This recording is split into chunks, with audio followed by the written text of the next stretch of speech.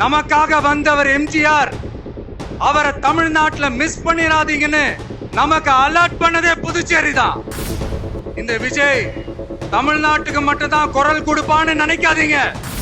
இது டெஃபினட்டா தமிழ்நாட்டுல இருக்கிற மாதிரி நம்ம திமுக கவர்மெண்ட் மாதிரி கிடையவே கிடையாது. இத பார்த்தாவது தமிழ்நாட்டில் இருக்கிற அந்த திமுக கவர்மெண்ட் கத்துக்கிட்டா நல்லா இருக்கும். புதுச்சேரி காரைக்கால் பகுதிகளில் மூடப்பட்ட 5 மில்கள், பல்வேறு தொழிற்சாலைகளை மீண்டும் திறக்கிறதுக்கு இதுவரைக்கும் ஒரு துரும்ப கூட கிள்ளி போடல. புதுச்சேரி மக்களுக்கு ஒன்னே ஒண்ணுதான் சொல்லணும், இந்த திமுகவை நம்பாதீங்க. தமிழ்நாட்டை ஒதுக்குற மாதிரி புதுச்சேரியும் ஒதுக்க கூடாதுன்னு நாங்க கேட்டுக்கிறோம். என் நெஞ்சில் குடியிருக்கும்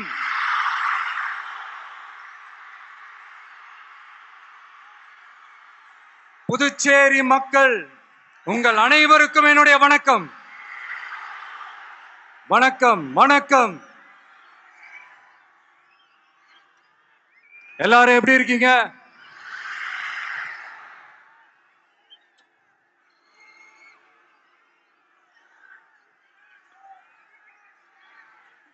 இந்த ஒன்றிய அரசுக்கு தான் தமிழ்நாடு ஒரு தனி மாநிலம், புதுச்சேரி ஒரு தனி யூனியன் பிரதேசம். அவங்களுக்கு தான் தமிழ்நாடு தனி, புதுச்சேரி தனி, இப்படி எல்லாம் இருப்பாங்க. ஆனா நமக்கெல்லாம் அப்படி கிடையாதுங்க. நாமெல்லாம் வேறு வேறு கிடையாது, நாம எல்லாரும் ஒண்ணுதான்.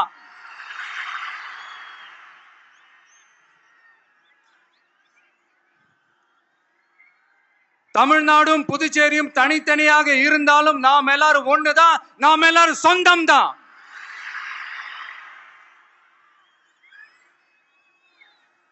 வேற வேற வீட்டுல, வேற வேற ஊர்ல, வேற நாட்டுல, வேற ஸ்டேட்ல இருக்கிறதுனால நாம் எல்லாரும் சொந்தங்கள் இல்லைன்னு ஆயிட முடியுமா? அது எப்படி முடியும்? இப்ப பாத்தீங்களா, ஒருத்தருக்கு ஒருத்தர் பார்த்துக்கும் போது அந்த பாச உணர்வு, அதுதாங்க, அது மட்டும்தான். அது இருந்துட்டாலே போதும், வேற எதுவுமே தேவையில்லை.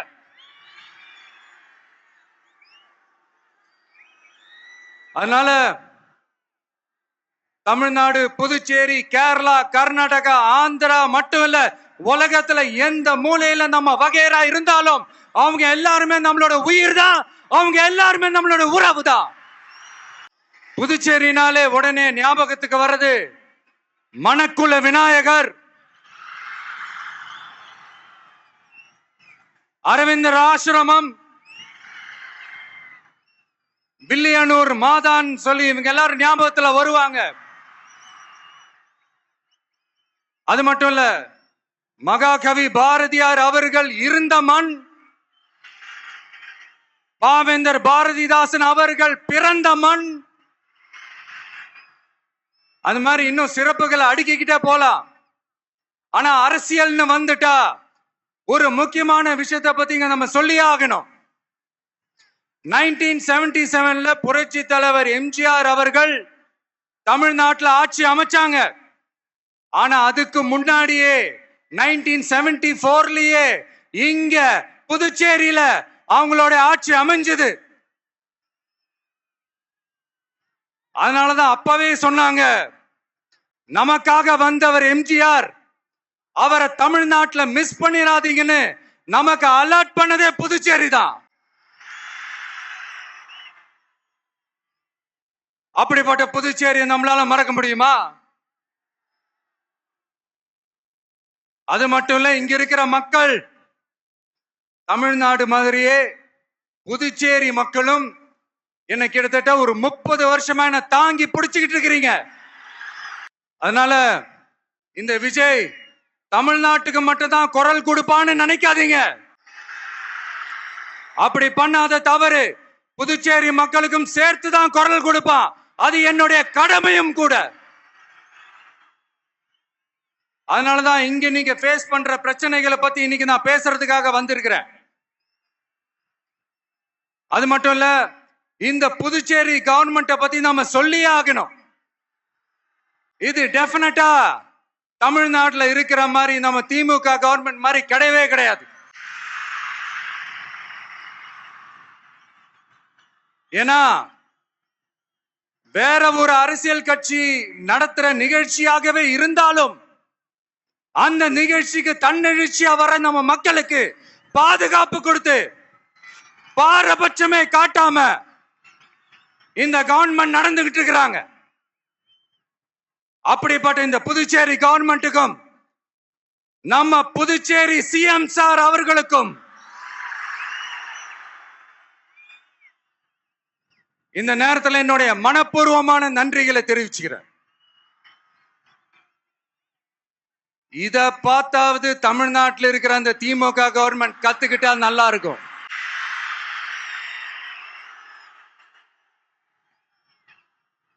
ஆனா அவங்க கத்துக்க மாட்டாங்க. பரவாயில்ல, வரப்போற எலெக்ஷன்ல 100% கத்துக்குவாங்க. அத நம்ம மக்கள் பார்த்துக்குவாங்க.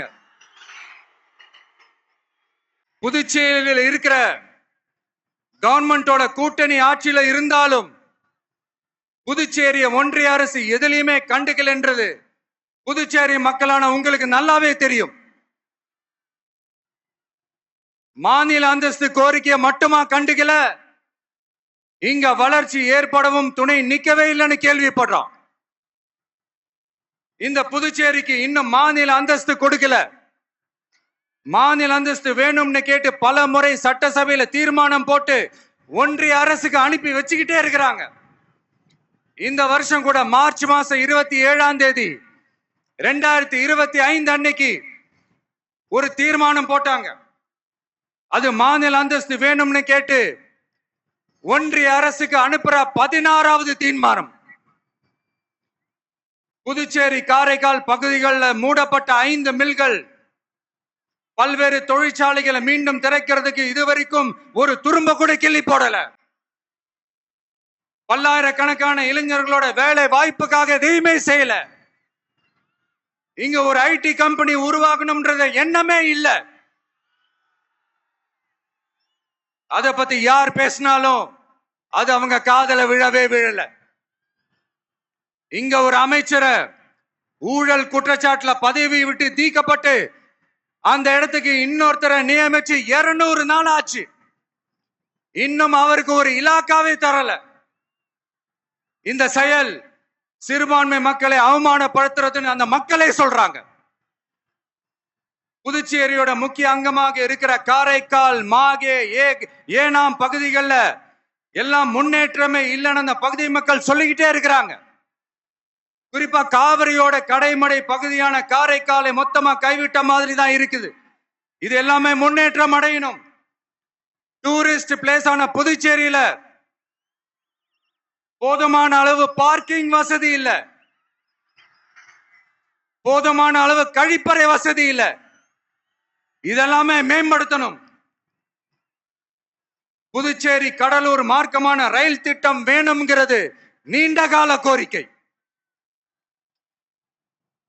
புதுச்சேரி மக்களுக்கு ஒன்னே ஒண்ணுதான் சொல்லணும், இந்த திமுகவை நம்பாதீங்க. அவங்களுக்கு உங்களை நம்ப வச்சு ஏமாத்துறது தான் அவங்க வேலையே. நான் சொன்ன பல கோரிக்கைகளை எல்லாம் தீர்த்து வைக்கிறதுக்கு நம்ம புதுச்சேரி கவர்மெண்ட்டுக்கும் அதோட மக்கள் திட்டங்களுக்கும் ரொம்ப அக்கறையா உண்மையா துணை நிக்கிறோம். தமிழ்நாட்டை ஒதுக்குற மாதிரி புதுச்சேரியும் ஒதுக்க கூடாதுன்னு நாங்க கேட்டுக்கிறோம். கிட்டத்தட்ட 20 லட்சம் பேர் வாழ்ற யூனியன் பிரதேசமான புதுச்சேரி மத்திய நிதி குழுவில் இடம்பெறவில்லை.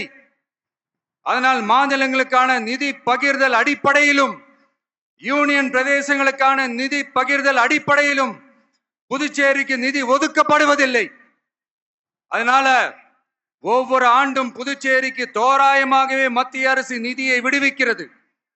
அந்த நிதியும் அரசு ஊழியர்களின் சம்பளம், ஓய்வூதிய தொகை உள்ளிட்ட திட்ட செலவுகளுக்கே சென்று விடுவதால் மீத தேவைக்கு வெளிச்சந்தையிலும் கடன் பத்திரங்களை கடன் வாங்குகிறது புதுச்சேரி.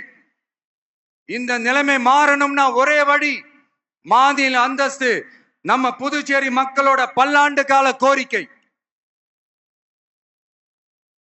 புதுச்சேரிக்கு போதுமான நிதி வரத்து இல்லாததுனால வெளியே கடன் வாங்க வேண்டியதா இருக்கு.